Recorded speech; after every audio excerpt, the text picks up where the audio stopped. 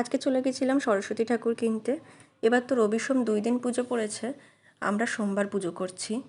তো দেখো বাইরে প্রচুর ঠাকুর রয়েছে, এই লাইনটা পুরো দোকান। আমরা একটু প্রথমে ঘুরে দেখে নিচ্ছিলাম, দোকান রয়েছে, প্রতিমাগুলো খুবই সুন্দর। লাস্টের দিকে আমরা একটা দোকান থেকে মন্দির থেকে একটা সুন্দর ছাঁচের প্রতিমা নিয়েছি, আমরা একটু ছোট দেখেই নিয়েছি। তো দেখো এইখান থেকে আমরা একটা ঠাকুর দেখে সুন্দর করে বেছে নিয়েছি।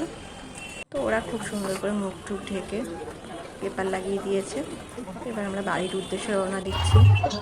তো রাস্তায় দেখো ফেরার পথে আমি যাওয়ার সময় দেখেছিলাম পুতুল নাচ হচ্ছে, তো তখন আর দাঁড়াইনি। তো ফেরার সময় দেখলাম তখন শেষ হয়নি হচ্ছে। দেখো ছোটোবেলার কথা মনে পড়ে গেল, ছোটোবেলায় আমি দুবার পুতুল নাচ দেখেছি।